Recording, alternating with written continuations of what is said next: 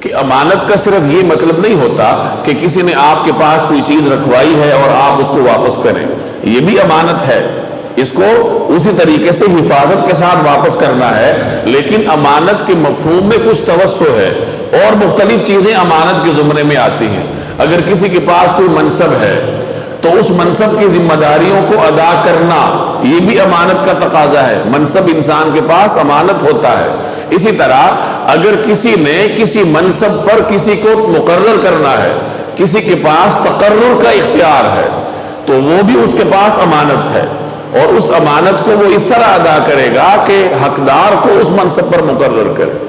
اللہ تعالیٰ نے لعنت فرمائی ہے ایسے شخص پر جس کے پاس تقرری کا اختیار ہو اور وہ کسی غیر اہل کو اس منصب پر مقرر کرے۔ اسی طریقے سے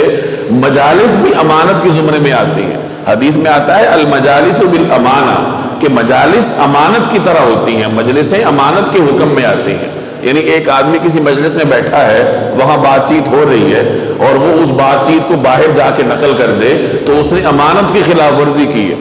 یعنی کسی جگہ کی سنی ہوئی بات کو دوسرے مقامات پر پھیلانا یہ مجلس کے آداب کے خلاف ہے۔ اسی طریقے سے فرمایا گیا المستشار المؤتمن،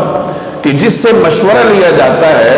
وہ بھی امانت دار ہے، یعنی وہ بھی امانت کے حکم میں ہے۔ مشورہ امانت ہوتا ہے اور انسان جس چیز کو حق سمجھتا ہے وہی چیز دوسرے کے سامنے بیان کرنا چاہیے۔ تو یہ امانت کے مختلف جہتیں ہیں۔ آپ یوں سمجھ لیجئے کہ جس وقت جس انسان کی جو ذمہ داری ہو اس ذمہ داری کو پوری توانائی صرف کر کے ادا کرنا امانت ہے،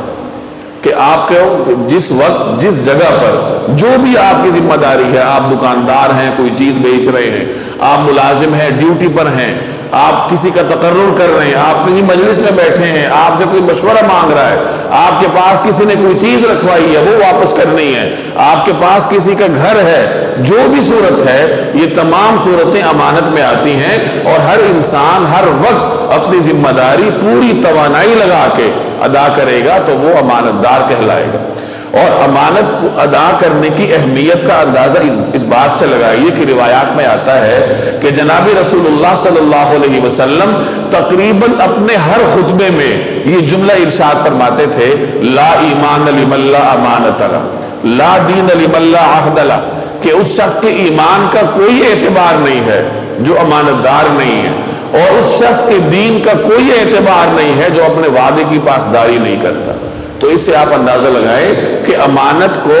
اپنی جگہ تک پہنچانا، اپنے اہل کو لوٹانا، اس کی دین میں کتنی اہمیت ہے۔ تو اسی طرح